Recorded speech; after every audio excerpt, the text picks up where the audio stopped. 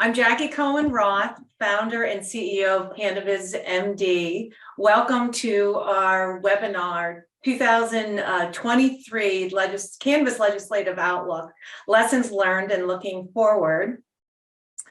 Again, as I said, I am the founder and CEO of CannabizMD, as well as the founder and chair of TPED that you're going to hear about in a bit at the end of the program. I'm very eager to get this conversation started today, looking at the room filling up, very excited for the turnout that we have today, and welcome you all to join. I founded CannabizMD in 2017, and its focus is on medical cannabis. I was a bit clever on the branding with the double entendre of CannabizMD, where folks think that CannabizMD is all about Maryland. Well, it is partially about Maryland, that is true, and particularly it's very exciting to be in Maryland this year. We're going to be talking about it, what's happening with Maryland transitioning to a dual license state, with the voters having voted for medical cannabis, for adult use in November during the general election. And the Maryland General Assembly is now at work on setting up the regulations for the state's adult use program. I founded CannabizMD with the mission to educate, build, and engage an ecosystem of cannabis industry stakeholders who are mutually committed to delivering optimal patient and product outcome. And how we execute that is via our educational programs, just like the one that you're joining today, our webinar on cannabis, federal and state policy. And then some programs that you're going to be learning about are Cannabis MD Foundations in Cannabis Science and Policy, our signature event that we have in May 2023, and towards the end of the year, we're going to be having a second one. So I welcome you to the CannabizMD ecosystem, and am grateful for you sharing the commitment to advance the cannabis industry in such a collaborative spirit, where again, we're all focused on optimal patient and product outcome. So before we get started on the program, I have some introductions, actually some housekeeping that I'd like you to be aware of. Emily Jacobs is the CannabizMD intern. She is in the Master's of Science program at the University of Maryland School of Pharmacy, where I am a member of that inaugural first class. Emily will receive her Master of Science in Medical Cannabis Science and Therapeutics in May. So Emily is behind the scene managing the chat. We have Victoria, who is behind the scenes, as well as actually doing and managing the Zoom operations itself. So as far as the chat, we ask that you respect what the chat is for. It is not to promote your company, but it is to promote connections. If you'd like to promote your company, I encourage you to connect with me at the end of this program, and I'd be happy to share with you some sponsorship programs where you can take full advantage of showcasing your company, your service, and how we can work together with CannabizMD and your company.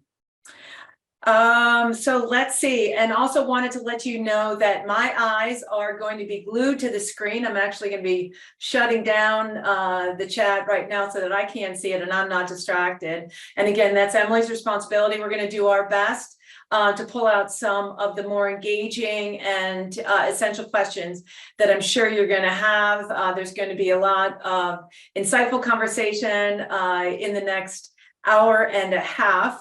And let's get this party started. So I welcome our panel members to come on screen and join. And I will briefly introduce each one of you independently, and then ask for you to go into your professional expertise a bit deeper than I do. So alphabetically, starting off with Kristine Blackwood. Kristine and I are both members of the Council for Federal Cannabis Regulation. That's how we met.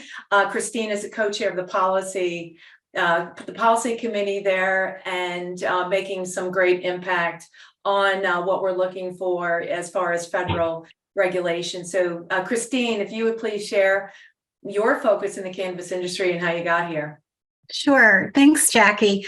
And welcome everybody. I'm Kristine Blackwood. I'm an attorney at Arnold and Porter in Washington, D.C. in the legislative practice group. So I work with Congress, I work with the executive branch, and I primarily focus on healthcare policy, which of course includes cannabis policy. We have a working group, cross-disciplinary working group at my firm, which I'm very active in. We counsel clients on various aspects of cannabis law and policy. I quit briefly, had about 23 years experience with the federal government, working initially with the Department of Justice as an assistant U.S. attorney, worked with DEA in that capacity, worked on the Hill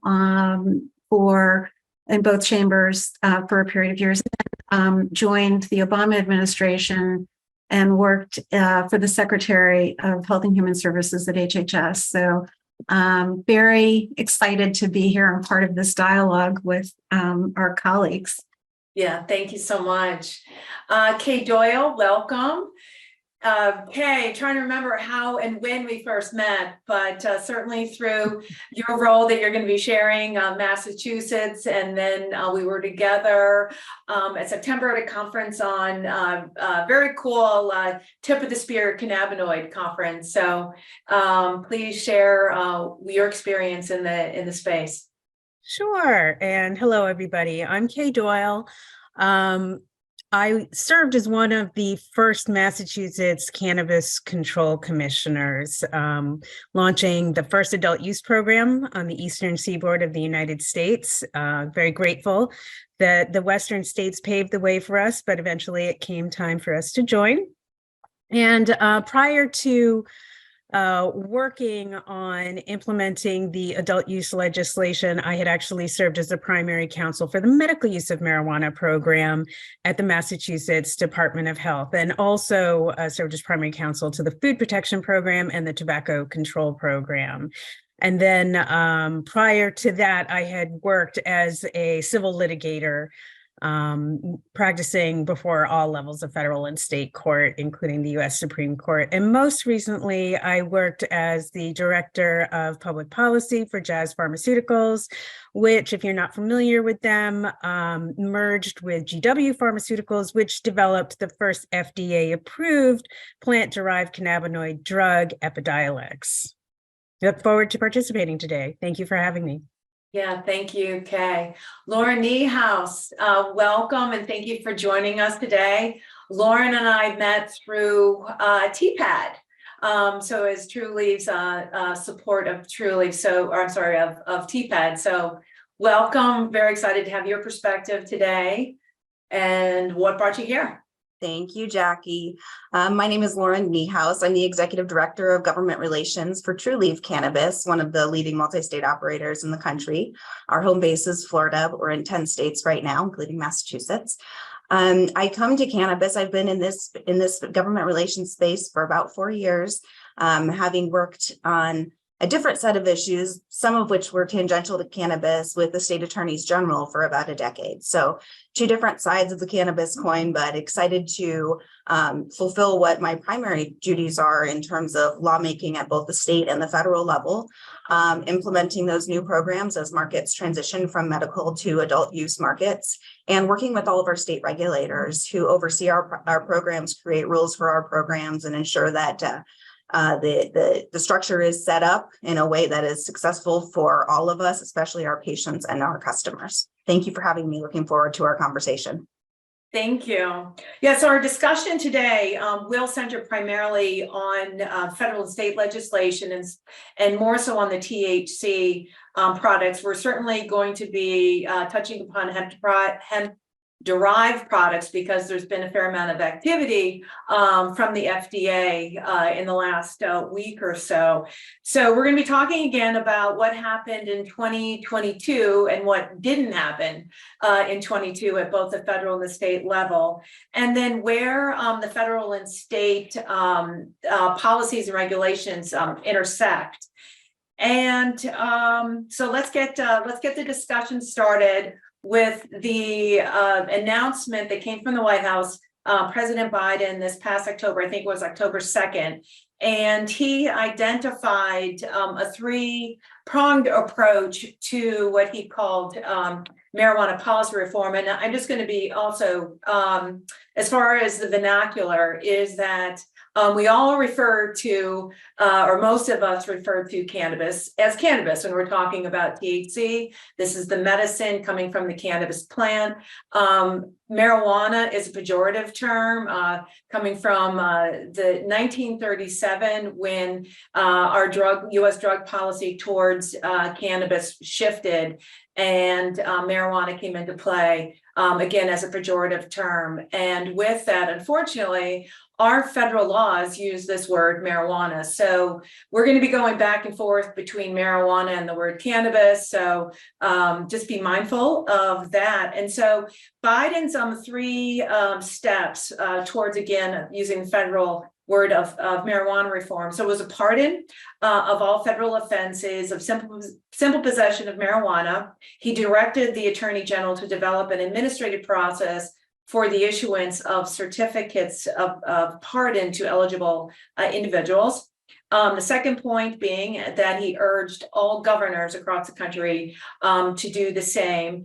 Third, which was pretty powerful, he asked the Secretary of HHS. So at the beginning of a webinar, we shared a screen which had some definitions in there. Kristine having experience working for the Department of Health and Human Services. So Biden asked the Attorney General to initiate an administrative process to review expeditiously, and it's a question of what is expeditious and how quickly does expeditiously happen.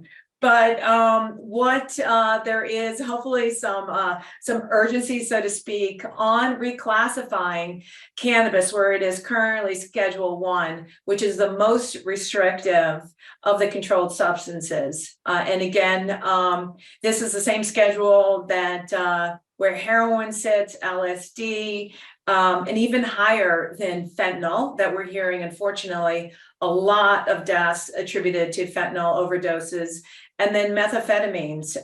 So these are two drugs that are driving an epidemic. So we're going to hold back on my comments regarding that.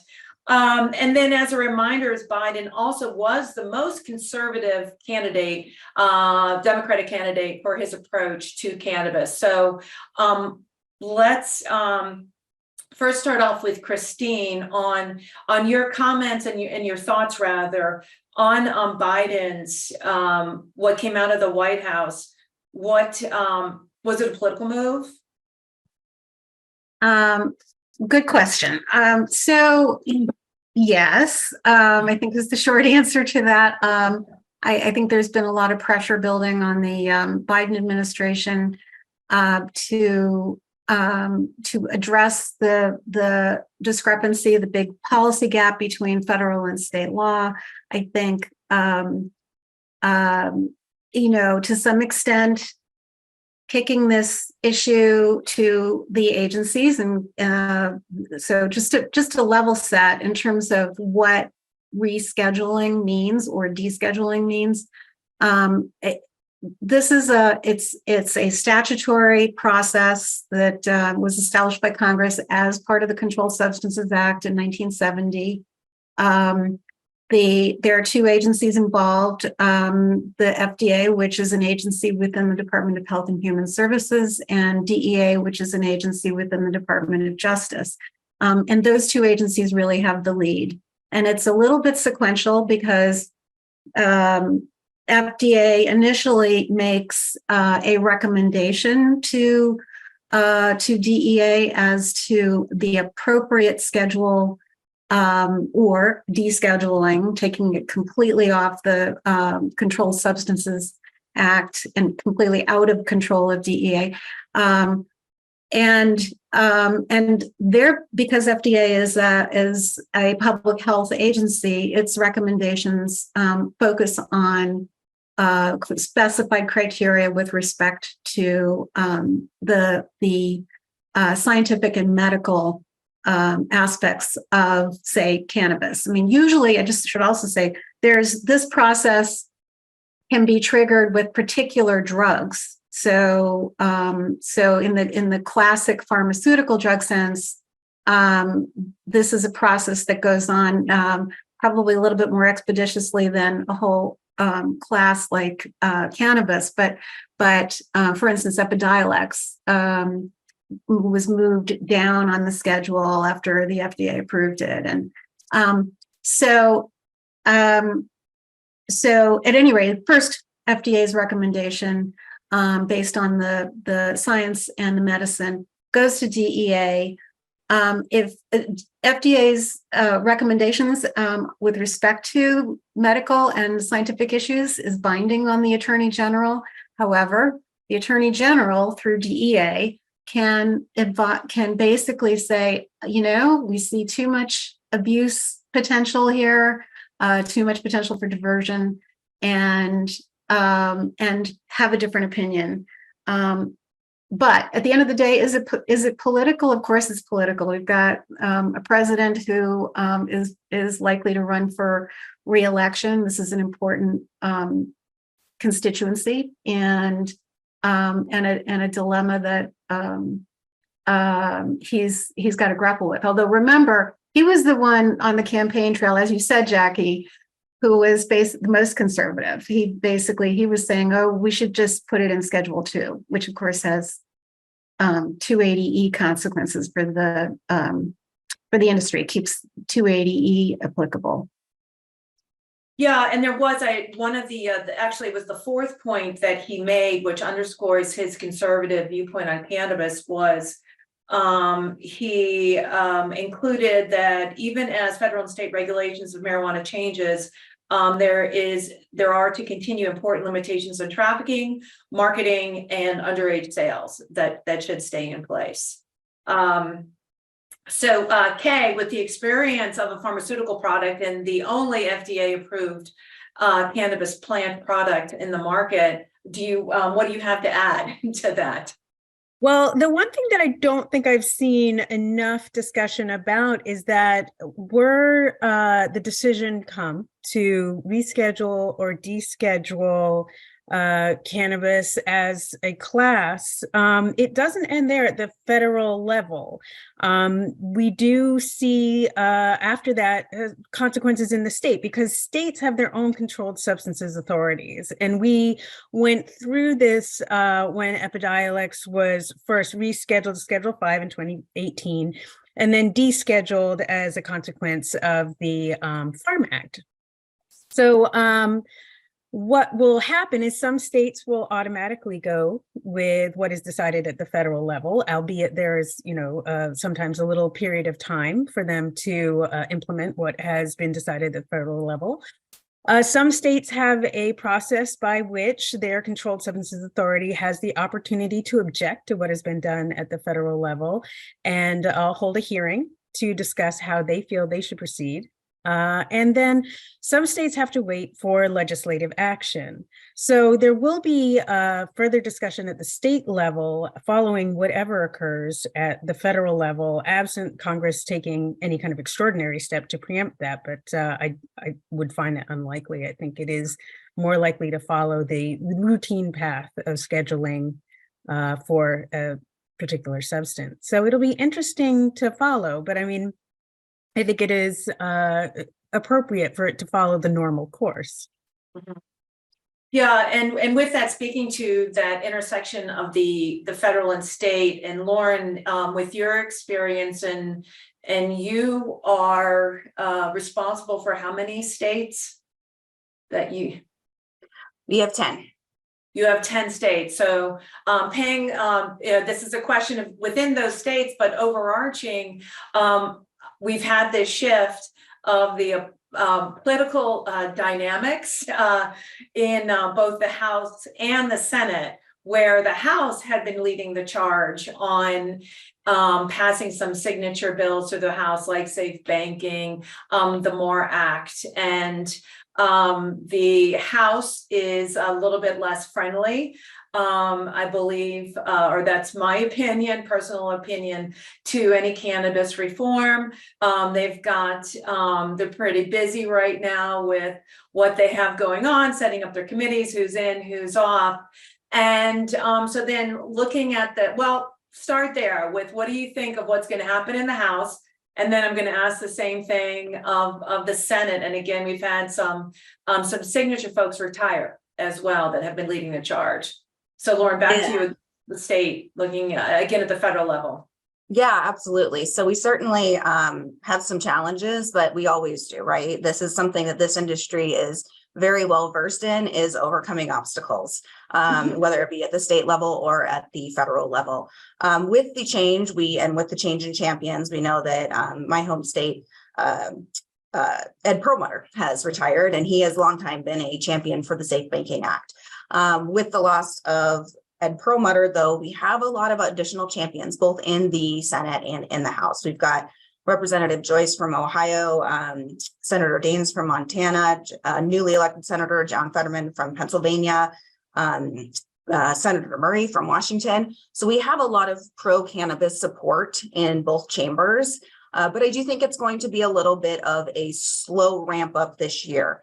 We're looking at, we obviously need to reintroduce the legislation that, as we all suffered through December, know that didn't materialize with getting safe across the finish line. So those bills need new sponsors. We feel strongly that we need bipartisan support in both the House and the Senate in order to make something happen this year or in this next 2-year period. And there's a lot of education that needs to be done. Anytime we walk into a new newly elected situation, which we're in the House and Senate, it is incumbent upon industry advocates, everybody who has an interest in this space, to be educating the members of Congress of the importance of these bills, such as safe banking, as the sort of rumored Safe Plus Act, which really never materialized, but talking about the different components that are important to each part of this industry. Right. We've got operators, we've got complementary businesses, we call them ancillary businesses, but I like complementary businesses because the industry can't operate without them. So we've got work to do, but I think that towards the end of the first quarter, we'll start to see some movement on the cannabis front in terms of reintroduction of some of those bills that didn't make it across the finish line in the last Congress. Yeah. And then two, if you would identify and clarify Safe Banking Plus. Yeah, so Safe Plus was never really introduced. So when we in November, December, we were talking about, is there a vehicle for safe to happen, for any cannabis legislation to happen? And everybody sort of went right behind safe is the most likely thing that has bipartisan support. It's been voted on 7 times in the House. And Safe Plus was rumored to be added to the NDAA or to the spending omnibus bill. And it included different pieces of different legislation. So it had safe language. It contemplated, I say had, nobody really saw this actual draft, but contemplated safe banking language, Climb Act language, which speaks to providing safe harbors for the capital markets to feel comfortable with cannabis companies, had provisions from the HOPE Act and from the Graham Act, which protects Second Amendment rights. So it had a lot of different pieces that would have achieved some really substantive changes in the industry, just didn't get there. So we go back to the drawing board and find a new path forward. Yeah. And it'd be interesting to see, what do you expect with Senator Nancy Mace? And this is to everybody. So she was the senator from South Carolina who she had sponsored the Republicans' version of a signature bill on the federal side. Kristine, to you on Nancy Mace, and what do you think that she's going to have in store for us, for the industry? Well, I would expect, as Lauren was saying, that she's going to reintroduce her bill, which basically would have had marijuana treated like alcohol, but I think one of the keys here is unlike with SAFE, where you had members of the two banking committees in each chamber, like Ed Perlmutter, and Merkley, Jeff Merkley and Steve Daines, being really, really strong champions for that. Some of these other bills, like Nancy Mace's bill, do not, she's not necessarily on the committee of jurisdiction. I was taking a look at, for instance, the judiciary committees, which these bills have to go through if they're going to deal with Controlled Substances Act status. It's one thing to have legislation that sort of tries to circumvent the Judiciary Committee and its jurisdiction, like safe banking or the research bill that passed last year, which was, the one thing that actually of significance that did pass. But it's another thing, you've got to have your champions that are members of the committee of jurisdiction, because that's the home for creating, really establishing the legislation. So that remains to be seen. I mean, the two judiciary committees in the House and the Senate have a much more conservative makeup. And, their focus so far, at least in the House, their focus is going to be more on oversight of the Department of Justice, looking into the various investigations of the former administration and things like that. So, I think as Lauren and Kay know, we're going to, probably have to wait a while for the dust to settle for them to focus on a legislative agenda. Kay, do you have any comments to share? Sure. Well, I think Nancy May certainly signaled her intention to continue being a champion on this. I think in the waning days of the 117th Congress, she filed I'm going to forget the name, Small Business Tax Equity Act, which I think was an attempt to address the problems the industry is facing with 280E. Now, obviously, she'd have to refile in the 118th, but I think it is something that she does continue to intend to pursue. And she's very conscious about the challenges that the industry is facing. So it'll be interesting to see how she intends to pursue it in the coming years. Yeah, to paraphrase something that she had said that was rather, I would use the word jarring when I was that comparing the bills that came from the Democrats and the Republicans, where the Democrats' bill included some activity and actions to take place to ensure that the industry is more equitable for all, and that a much stronger focus on diversity, equity, and inclusion in the industry. Mace's bill did not, and she. Again, to paraphrase something that you said, is that Republicans are far less interested in including DEI in any cannabis legislation, which is rather significant. At least she's calling it like she sees it and as it is. Lauren, again, this is looking at DEI. The states have been addressing this, but at the federal level, it seems to not take shape. Yeah, I mean, and I think that she's not entirely wrong.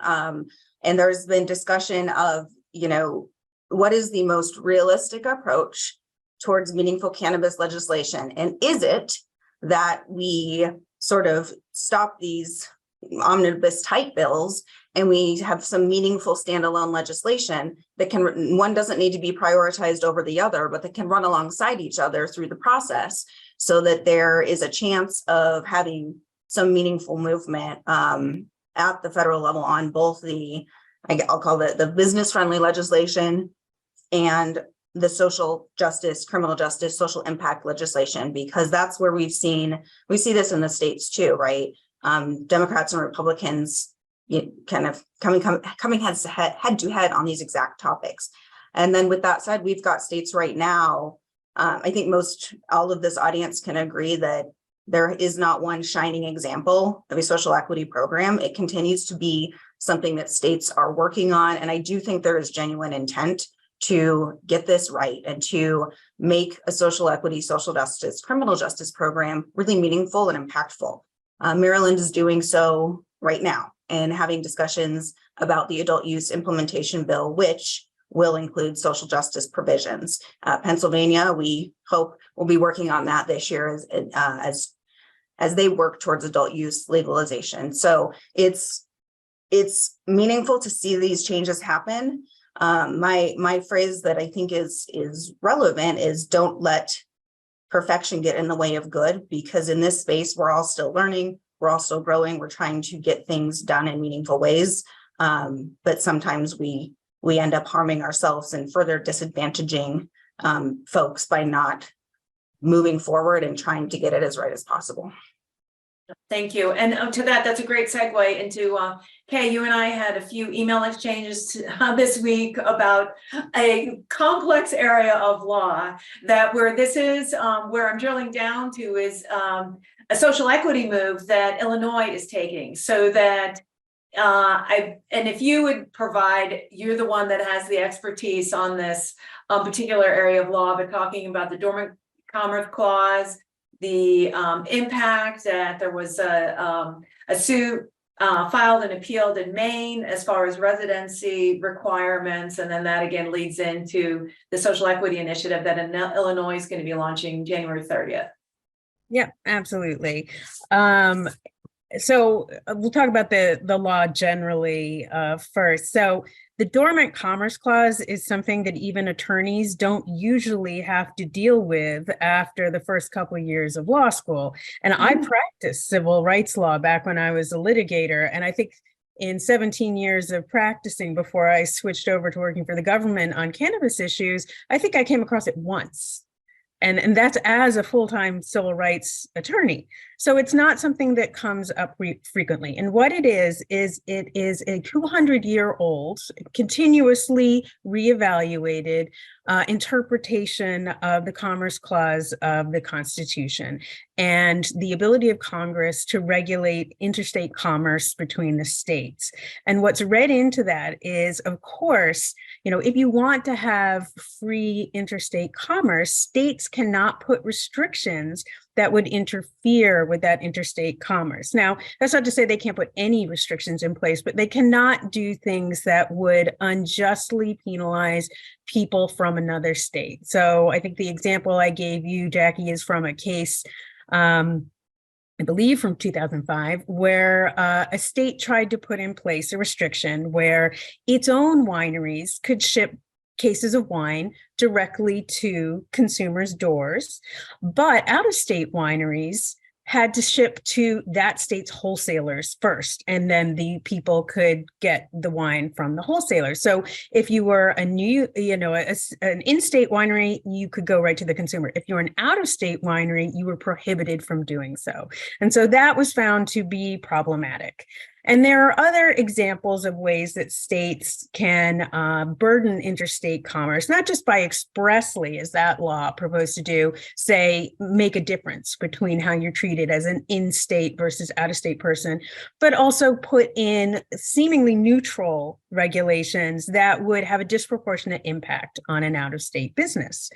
So in the case that Jackie just referred to out of Maine, as many states they're coming away from that, had a residency requirement for its licensees, and a group challenged it.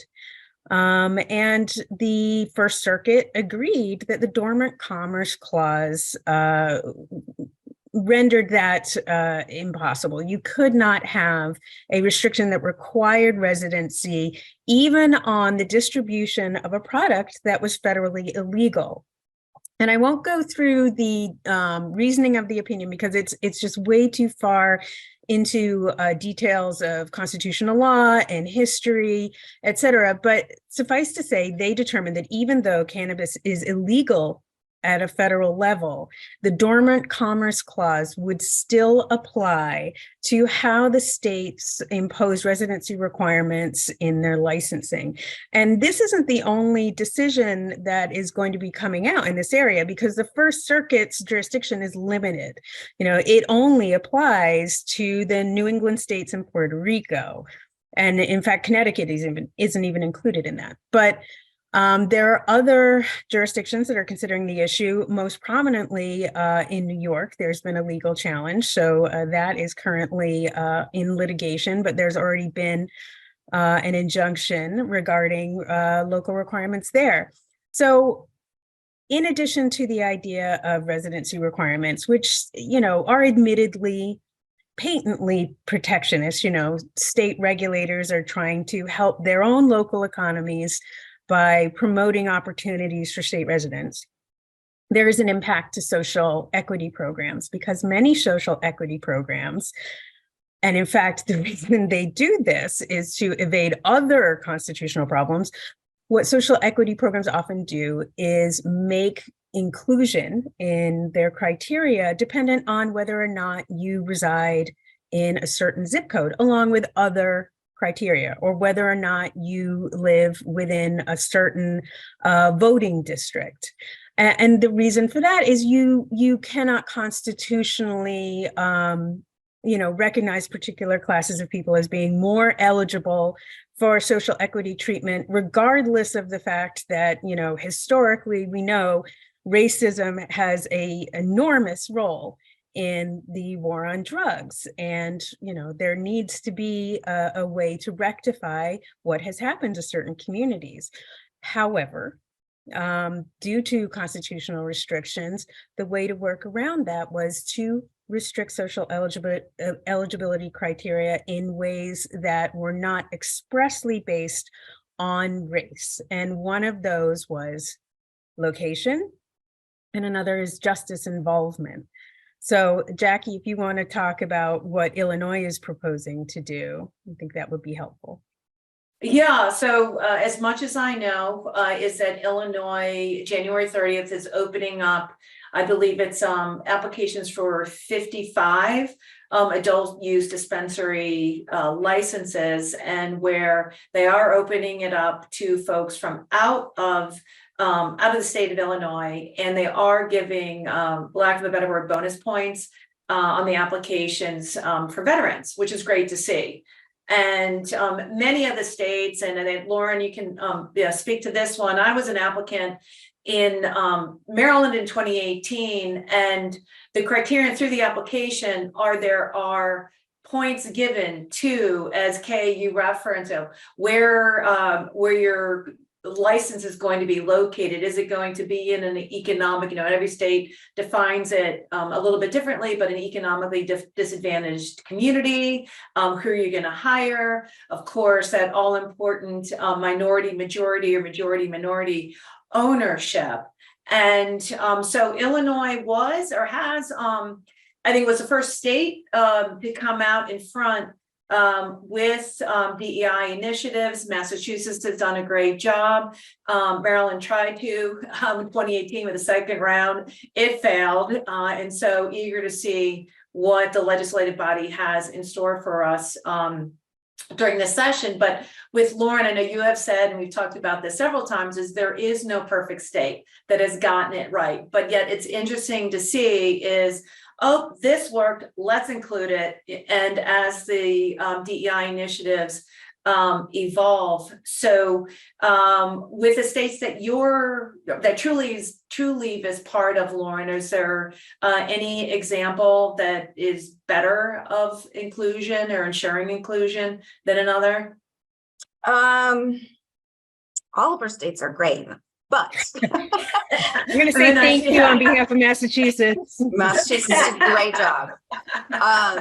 I will tell you where I'm most hopeful, and I think that it is Maryland this year. I think that the General Assembly, they've done a lot of work between last session and this session. This is also the most tightly held bill that I have seen in a very long time. Nobody seems to have it. So, would you refer to the bill? I mean, what you're referring to exactly. Oh, in terms of an implementation bill for adult use that has that social equity component. Mm-hmm. So I know there have been discussions last year. I think a lot of the discussions are still figuring out what that number is, that magic number of licenses, which everybody wants to know. What's too many, what's not enough. And I do believe that that's still a discussion that is being had. And again, the criteria and some of the discussions are is it merit-based or is it, lottery-based? And I think that there are arguments for both.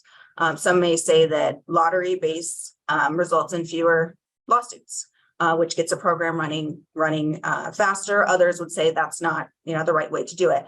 I don't have the perfect way to do it either, but I am really hopeful. The Maryland General Assembly has done their legwork. We did a diversity study. They've talked to stakeholders. They've talked to folks who want to be a part of the marketplace, and they've talked about different licensing types. And that's something that I think gets lost sometimes, is that not everybody wants a retailer license and not everybody wants a cultivating license. There may be an opportunity for a delivery license or, those different license types, a micro grow license. Not everybody's in this industry or looking to be in this industry for the exact same reason. Not everybody wants to be a multi-state operator. A lot of people want to stay local. And so I think that I'm excited to see, hopefully in the next couple of weeks, what we're going to see. And as we've talked to legislators, we've said, listen, you could be the shining star in this. You've done the work.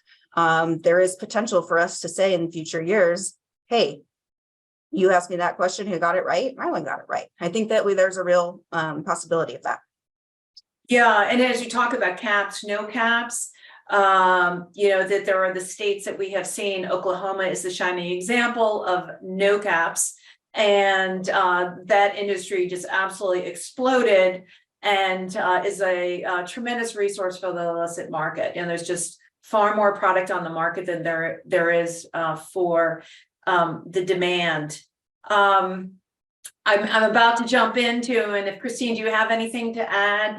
The next thing is a really exciting piece of the where I'd like to go take the discussion to the Medical Marijuana Cannabidiol Research Expansion Act. So before I get there, Kristine, do you have anything to add to where we just were? No, but I would love to talk about the research bill.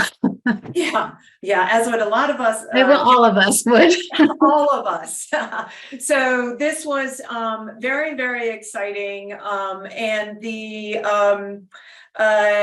this was signed into law. This is in December by President Biden. This is the first standalone bipartisan bill to be enacted into federal law. And it was interesting to see the folks that led the charge on this.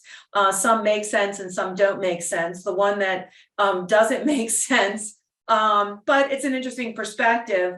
So we have Senator Tim Kaine from Democrat from Virginia, Representative Morgan Griffith he's also from Virginia.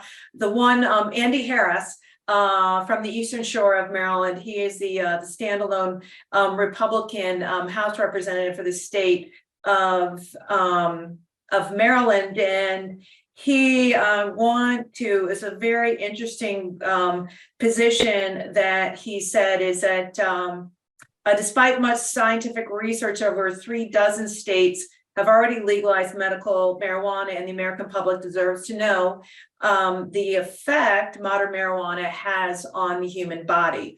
While I support additional research for the use of medical marijuana, my position on recreational marijuana remains the same. I categorically oppose it. And so Andy Harris is a physician by education. So let's go there. So the exciting outcomes of what that research bill does and how it impacts medical benefits. So Kristine, why don't you kick us off on the highlights of that research bill? Sure. So yeah, I mean, this was very interesting to watch, particularly since it is the first standalone piece of legislation, which in itself is remarkable for Congress. Just as a footnote, you'll note that the new Republican majority has basically changed some of the procedural rules. They want to have more standalone bills instead of these monster bills that become very opaque and cram everything, belatedly, like a college student cramming for an exam into the the package. But Well, and yeah, put a pause on that one for a second. So there is, I mean, right to that point is that the Democrats kept trying to sneak in some cannabis statutes into, there was a signature, was a defense bill. Yes. And then, yes. Yeah, the Defense Authorization Act, that was Perlmutter was determined to do that. But the this was really it depends on the lens you look at. The federal research bill, the legislation with, I mean, in some ways, it was kind of a modest change. It basically expedites DEA's role in reviewing any sort of cannabis research. Put some deadlines in DEA, which had, been notorious for kind of basically encumbering the process for researchers unduly and taking too long. Also recognized the fact that we now have DEA licensed grows in addition to the University of Mississippi, and I think this is a significant aspect of the bill. Is really pushing DEA to license more of those grows, so there is a supply. Tells the Attorney General that he's got to report annually and keep an eye on whether there's an adequate and uninterrupted supply of research grade cannabis for purposes of research. And it has it also sort of codifies the notion that doctors may talk to their patients about the benefits or risks of cannabis and how they might interact with other medications. It takes what happened in the course of last year with this bill is that finally, the House and the Senate champions of that legislation compromised. And in essence, the House sort of acquiesced. I mean, Blumenauer and Harris, the House champions said, okay, we're going to get this done this year, which we've got to, because we're looking at a very difficult 118th Congress for this sort of thing. They basically said, okay, we will acquiesce in what the Feinstein bill does. One of which provisions was that that came out of the final bill was that researchers would not have access to what's sold in dispensaries. So they still have to go through the DEA process, but there are more licensed grows. And it does provide some clarification about the protection for academic institutions that are engaged in research. Basically overrides some prior concerns about the drugs on campuses laws that are very outdated, and so ensures that institutes of higher education can be protected. It's like a safe harbor for them for research. And that's kind of, I mean, those are the broad outlines of the legislation. I would note that it will be interesting to see how many more applications there are for NIH funding and by companies coming into this. I mean, we still have the problem for a cannabis company that they've got, again, 280E. They can't, I mean, in terms of research and development expenses that would be necessary for jumping through the hoops for an FDA approved drug, they can't deduct those expenses if cannabis remains on Schedule 1. So there are very few, incentives.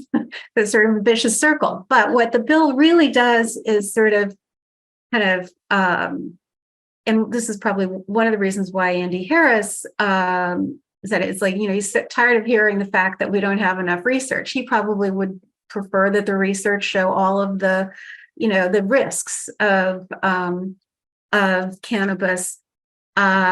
and this is probably why also Grassley, tired of hearing, the FDA doesn't have enough information to reschedule and all of that. So, all right, let's get the research. And so that's probably the best thing is that it's sort of a shift in Congress's perspective. Yeah, and with Kay, as with the ability or the inability to use state or the cannabis that the patients are using or the consumers are using. So it's not necessarily an apples to apples. And so Massachusetts is unique in that with a center of excellence as has a unique research license. And if you would share what that is and how this might be intersecting with this federal act. Sure. The research license, when we conceived it, was essentially just trying to provide a harbor under state law for the possession of cannabis for research purposes, by a university to the extent they didn't have any federal prescription on being able to use it, which is what you more commonly hear, that universities and other institutions are concerned if they have federal entanglement, that they will either lose federal funding or face federal enforcement if they are engaged in research involving cannabis. So our research license was very limited to try to provide additional protection for researchers under state law, knowing that we couldn't do anything to protect researchers from any federal consequences any more than we could protect our other licensees.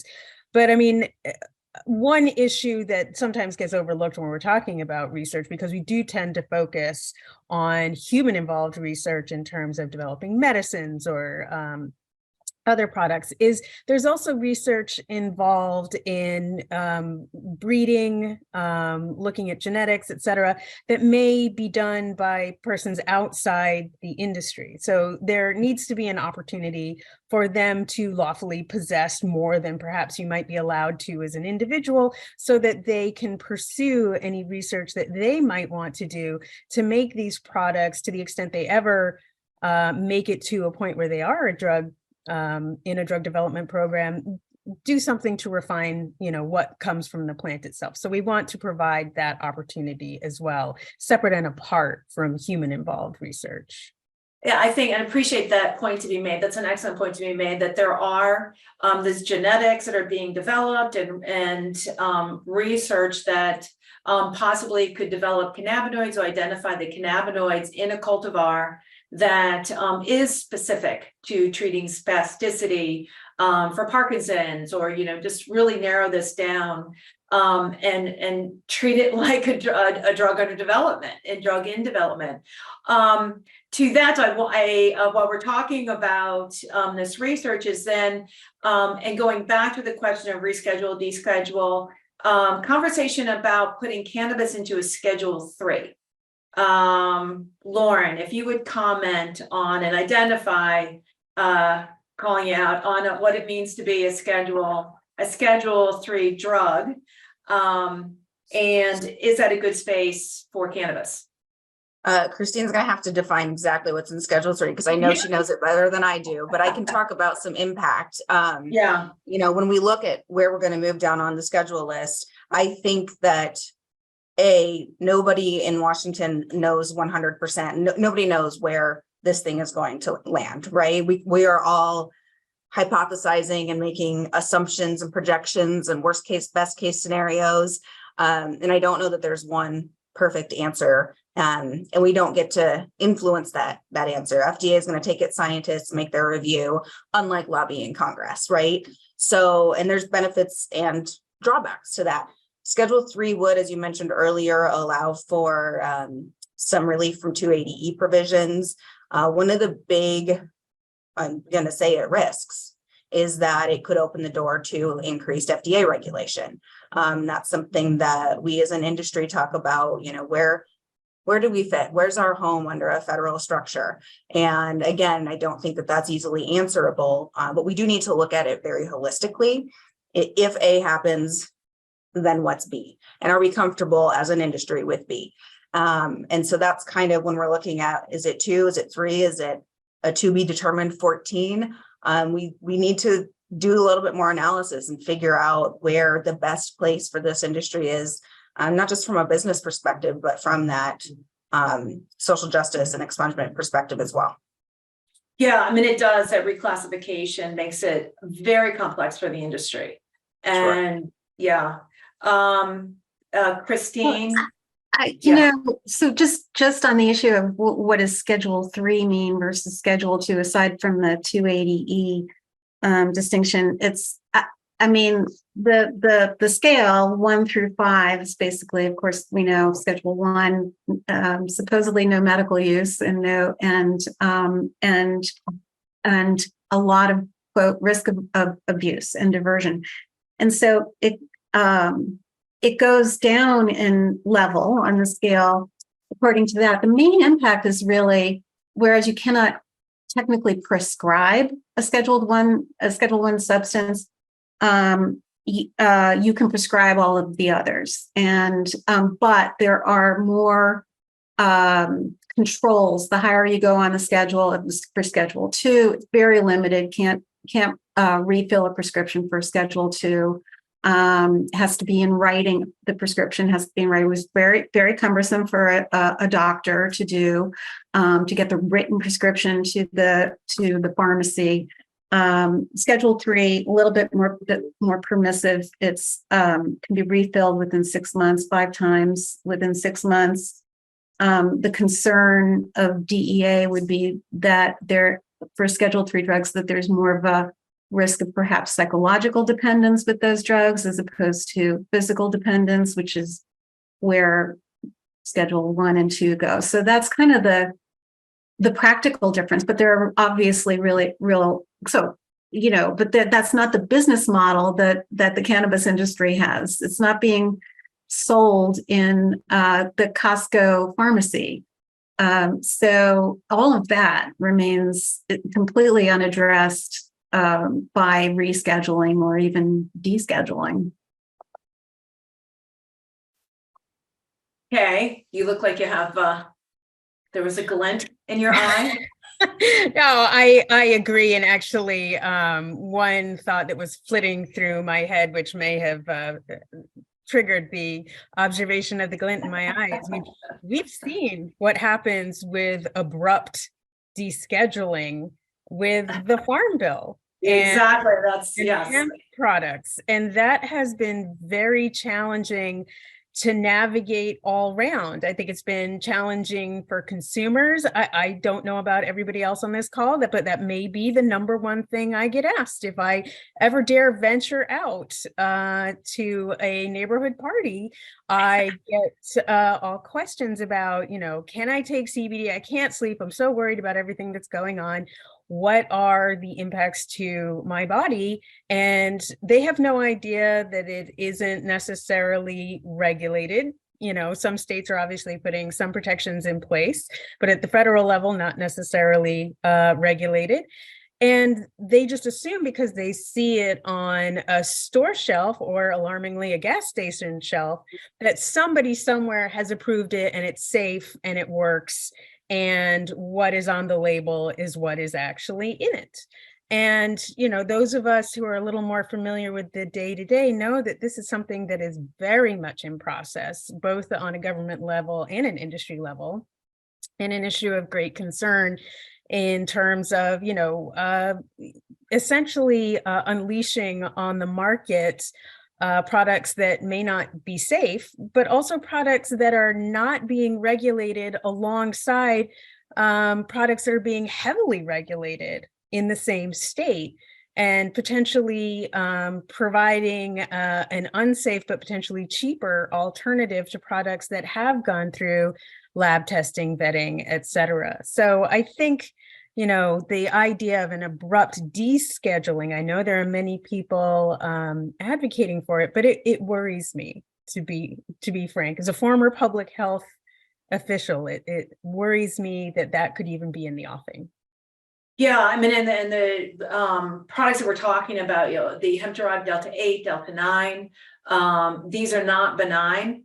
I am a scientist that is regularly, I call it my N=1 test of a product.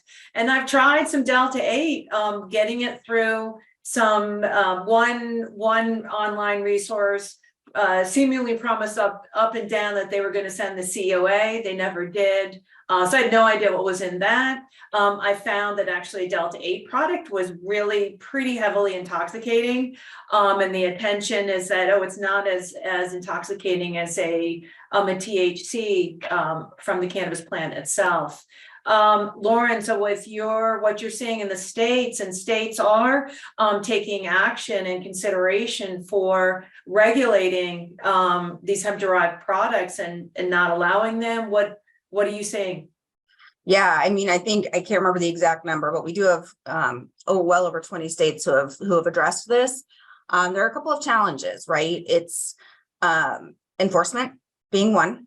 What is the right agency? And, law enforcement has a lot on their plate, and this is one more thing that they see that they just don't really know how to wrap their hands around, and they don't have the resources to do so. So the enforcement piece is always challenging, but it is positive to see legislation happening across the country, and more as being, I think Virginia, we've got something right now, Arizona, something's coming next week, around this topic to ensure that at its core, this is a public health and safety concern. It is, just to your points, Jackie, A, I don't know what's in it because it's not tested, and B, I may purchase a product not intending to get the intoxicating effect. And I am getting that because indeed, this is a high THC product that is being sold at the gas station or online. And these operators are hard to crack down on, very blatant. I get emails every day, my personal and my TrueLeave email, to purchase these products. And they also are forgetting that it's not legal to ship some of these types of high THC products across state lines. So enforcement is a big problem. The public health and safety concern is a huge deal. Poison controls across the country have seen an immense spike in youth related access and incidents with some of these intoxicating products. And one thing that we've recently been talking with poison controls about is they don't know where these products are coming from. And so when somebody appears at an emergency department with issue, it would be really helpful to know if that was a product that came from the regulated system and had a COA and labeling on it, or if it didn't. I suspect that a lot of it is the latter. And so it's something we need to continue to address at the state level. Some states have empowered the Attorney General's office from a consumer protection standpoint to have authority over here. And again, that goes to an education. We need to educate the consumer on how to report the incident, the product, the issue, and that's how we start to see the snowball effect of change. Yeah, and these products are absolutely not benign, not knowing where they come from, using extraction methods. The original method that I had read about is using petroleum. I mean, who wants to ingest petroleum? Cool chemicals I read about the other day. So it's, these are consumables. This isn't, it's dangerous. Yeah. Before we shift to more of a state-focused conversation, I do want to clarify, and Kristine, you mentioned that about the ability with the Research Act and that it codified physicians being able to talk with their patients about cannabis. Kay, this is another email exchange that you and I had where that my familiarity was certainly prior to this was the 2003 where the Supreme Court rejected an attempt by the Bush administration to punish physicians who talk about the medical use of cannabis with their patients. And so the Supreme Court upheld a lower court ruling that the physicians have the First Amendment rights. So is this just, we've had, is this a political concern of what has happened with the Supreme Court last year as far as women's rights? I mean, is this again being, shoring up what we can and cannot do with against the whims, so to speak, of a Supreme Court? Sure. And obviously, don't know the intentions of who wrote the particular piece, but I would imagine, as Kristine alluded to earlier, it was a codification of what has been understood to be the state of the law since that US Supreme Court case in 2002, that in fact, physician-patient communication is protected and cannot suffer from federal intervention, even when it is a conversation that is discussing the use of a class 1 substance. So I think what that is doing is putting into law and therefore providing greater protection for patients, particularly, as the entire research bill is signaling an intention towards moving towards greater research into potentially medical use of cannabinoids. Okay, thank you for that. Okay, so moving into a discussion on the states. So we have, there were 5 states that were considering adult use in 2022. So this is lessons learned. 2 voted yes and 3 no. The yeses, of course, Maryland that we spoke about, and Missouri, which actually had its legwork done a little bit of ahead of time of Maryland as far as how it set up, or it has set up its adult use market. The no's, North Dakota, South Dakota, and Arkansas. So of these, the questions of that we have about the states that said no. South Dakota, no, I was paying particular attention to while I was in grad school, where the governor of South Dakota seemingly put up every roadblock that she could, even though the populace wanted to have does want to have a medical cannabis program. She went as far as, I think, to find some state troopers to testify against and had a significant impact. So, Lauren, let's talk about the strength and how to maintain the strength of a medical program as it transitions to an adult use program. What kind of protections have you seen in place for a medical program? Yeah, I think that's an important question. We have seen a lot of medical programs decline in popularity as an adult use program comes into place. And I think states, there are a couple of states that will be running ballot initiatives in the future. And the more time you give the program to grow and to be a strong medical program before an adult use program is introduced, I think that's an important factor. And by strong, I mean a comprehensive list of qualifying conditions, a not giant barrier to entry to get into the program. And I mean mostly in fees for cards, for doctor services, for those things that are traditional. That's where we see the flip. When it comes to that 1 year or 2 year, whatever the state program is, time for renewing a card, that's when folks say, don't have $200 today. I'm going to go buy in the recreational program. And then they tend to stay. So I think the strength of the medical program, educating the patients, a lot of people do really value that doctor-patient relationship in this space.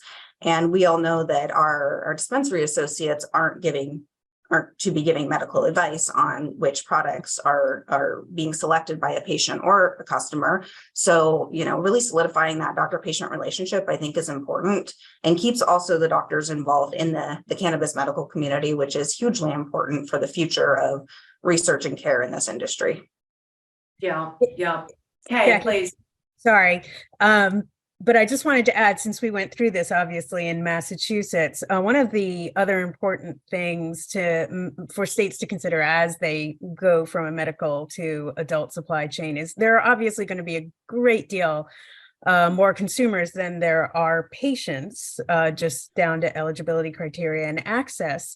And you need to do something to preserve that supply for patients to make sure that on, a very excited launch day, we're not going to see dispensaries running out of product, so that the patients don't lose their access to, products that they depend on.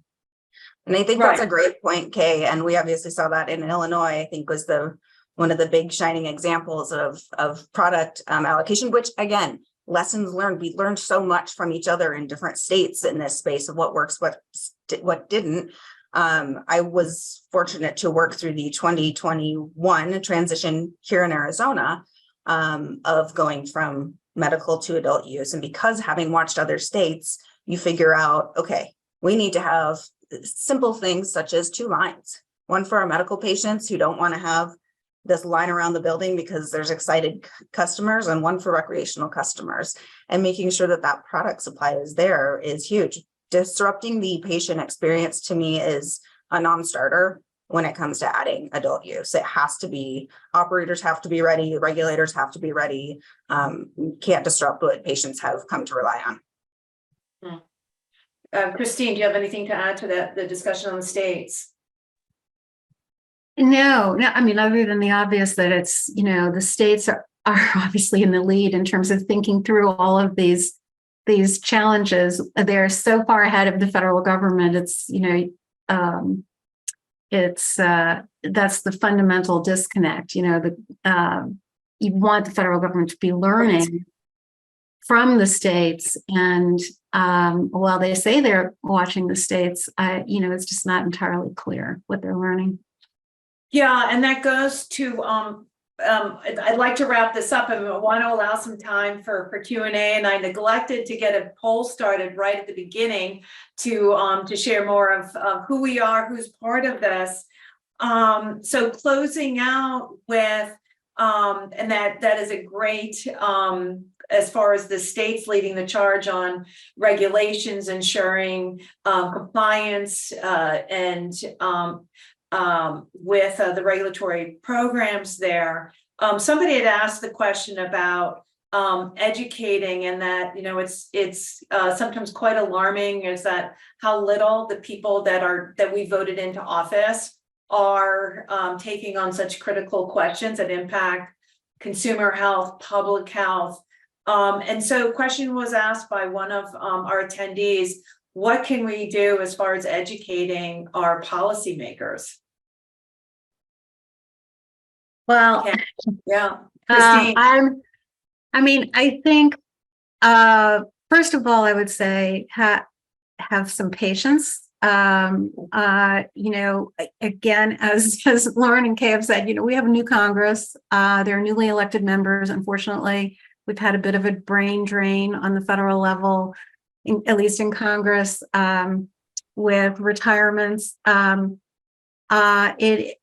But there are many opportunities to engage, and it does not necessarily require campaign contributions to which I think a lot of people think that that's the only way to move Congress. That is certainly one way, and it is an important avenue. However, it also, as constituents and as stakeholders, people who are educated and have and really have either direct connections with the member of Congress, an interstate sort of perspective. If you're teaching, if you're a student and you have multiple connections around the country, those are leverage points with members of Congress, and they do take phone calls. It may go through their staff, but very often the staff that you may end up talking with in DC, not necessarily in the field, are very close to the policy recommendations that are being made to the member, and they will listen to their own constituents. Writing is better, emails are better. They're more long lasting, and they require some sort of acknowledgement of a response. I would say anything, hosting a party and and just a meet and greet with a member of Congress may take months to get on their calendar. But if you get enough of a group together that really wants to have a conversation with the member of Congress, that's one way to do it. Through organizations, obviously, associations, all of that. Those have impact, but they rely at the end of the day on the grassroots constituents to count. And so I would say, don't give up on Congress. It's a long slog, but I think if all of the people who are so experienced and wise about all of this engage in the process, that we're going to have a better legislative product at the end of the day. So that's my message. Yeah, thank you. And Kenna, you and I have had this discussion as well about the states leading the charge, and that we were just talking about the reverse is that the Fed should be leading the states, and in the cannabis industry, because of these restrictions, and every state having essentially we have a patchwork of regulations. So do you have something to add about how the states can support the feds on setting regulatory standards? Well, I think it's a common phrase, set by Justice Brandeis, that the states are the laboratories for democracy and for policy, and it's especially true in the cannabis phase. And so, I've been doing cannabis regulation for over 10 years now. And one thing that I just want to have everyone have a moment and sort of check their, mental state about what's happening in the cannabis industry. It is so much more positive and so much more engaged than when I walked into this environment 10 years ago. I mean, I would routinely, as a government official, encounter sort of mocking viewpoints with regard to cannabis growing as an industry, the purpose of having cannabis in any particular state. And it has been a sea change within the last 10 years in terms of engagement, in terms of interest, and really taking careful and thoughtful consideration of the opportunities that may come with the cannabis industry. So I know, a lot of people have been feeling a little bit down lately, but I think they really have to take a moment and look at where we are, look at the fact that we have so many states that may be legalized for adult use, be legalized, for medical use in more conservative states. I mean, there's a lot of opportunity opening up in the cannabis industry. So I think we need to sort of take a deep breath and focus on the opportunities ahead of us, because they are there. Yeah. Thank you. Lauren, you have a positive message that we can pause, do our poll, and then we'll go to Q&A very quickly. Absolutely. I really, Kristine and Kay, wholeheartedly agree with both of your points about, how we get there and where we are right now. The industry is showing up more cohesive. I think that is so important. We are all pushing for the most part, for the same things. That's important in the states. It's important at the legislature. And right now, as we talk, we have the state of Alabama in a licensing mode. We've got Georgia just yesterday approved rules for their low THC program. We have this marathon in Congress, but I don't think that we should see it as a complete, it's not a stopper for us. We get to continue doing what we're doing at the states. We're going to continue to really drive this industry. And for everybody on this webinar, and all of us included, we get to be a part of this unique, federally illegal, state legal industry and build it. And I don't know that anybody else in our lifetime is going to have that opportunity to create such long-term change in this space. So yeah, it's exciting. It is, it truly is. And that where we are hearing a lot of negatives, and that how, coming out of the year 2022 was brutal with fears of a recession. But again, you just spoke to, how many more states that we have and programs coming online. So I would like to, before we jump into the Q&A, is to pop up a poll that wanted to lead off with, so that we have a good understanding of where everybody is coming from. Victoria, can we share that? Okay, so the first question, and I'm going to try and zoom through these. First question is, and these are anonymous. Yeah, do you live in a medical state? It's a yes or a no.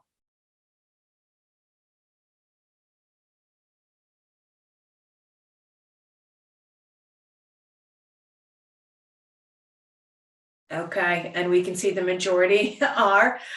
Moving on to the next question. Poll question.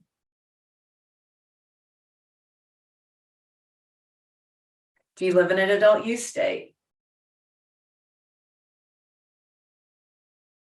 There are 21, by the way, with 2 not really active yet. Interesting. Okay, and the next question?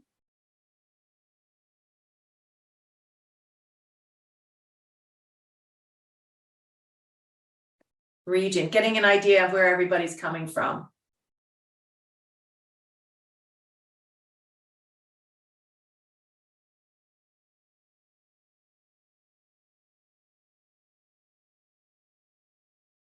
Lauren, your region's being left out. I don't see anybody Rocky Mountain.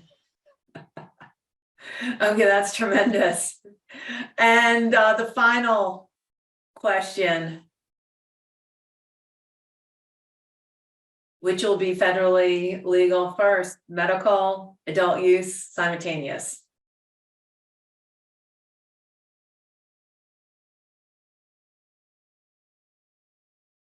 Interesting to see that. Medical. Okay, great. All right, we're going to stop sharing the poll and get to a couple of questions that this is a question from Sumner. How is this relates to talking about Schedule 3 or how active there were some two significant deals in 2022 with pharmaceutical companies making some purchases. So is it fact or fiction that the pharmaceutical industry is putting a great deal of money lobbying against the cannabis industry? Kristine. Oh, I'm not sure I know the answer to that question. I do not believe so, frankly. I don't see the pharmaceutical interest. I mean, my firm, actually, full disclosure, we represent a number of pharmaceutical manufacturers. I don't work with most of them, but I am not. There's no direct lobbying, and I don't think they have to worry about it right now because there hasn't been until I think the research bill may change that landscape a little bit, but right now there hasn't been that much interest in sort of, suppressing. They don't need to. The federal government is sort of already stymied. So I don't see it, but that doesn't mean it's not going to happen. Okay. This one I'll give to you, Lauren, since you live in Colorado. It's from Richard. Colorado medical program is in trouble. Any suggestions on how to revitalize it? Yeah, that's a great question, Richard. And Colorado's a tricky state. A lot of folks look to it as to you kind of didn't do it great. Not a very limited license market. We're seeing some doors shutter now because of oversaturation. But I think it goes back to education and the access point. I will be 100% honest. I do not even know what cards cost in my own state right now. But making sure that, folks know that program is still in existence. And the differences between the adult use and the medical programs, right? We see a lot of medical programs in Colorado every year at the legislature. We're having the discussion about THC caps affecting the adult use market instead of the medical market, and making sure that true patients who need access to those higher THC products are aware that still exists in the medical marketplace. But education and point of access are my two big takeaways. Yeah, thank you for that. And that's a great transition segue into a question from Carla Berg. Kay, I'll give this one to you. The Tennessee Medical Cannabis Commission is planning a meet and greet for their state's legislators this year. Any suggestions on what handouts should be handed to the legislators? I mean, obviously, whatever messaging that you most care about, you want to get across. And make sure that it's clear. I mean, one of the problems that I encountered as a commissioner is people coming in and orally providing a great deal of information to me, and then having another meeting where somebody else verbally again talked to me at great length about what they cared about. And then having a moment afterwards of like, all right, do my notes make sense? So if you have a handout that can concisely, and I'm talking like a page, put together what your points are in a way that will be understood by a legislator who may or may not have the same depth of knowledge that you do. You will do yourself and your client, if that's applicable, a fabulous service, because at the end of the day, all of these regulators and lawmakers are inundated, and having a great leave behind Yeah, does wonders.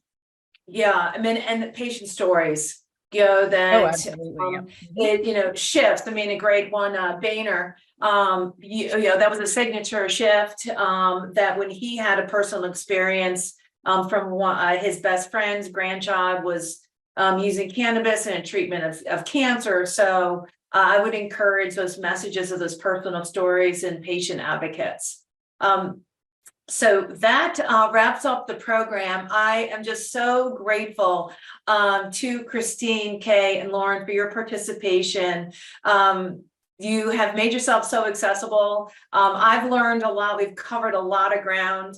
There's always more to cover, and I'm looking forward to having each of you back and participating in additional programs that CannabizMD has to offer, which I'll be sharing that in just a second. So thank you again for joining today, Kay, Kristine, and Lauren. Really grateful.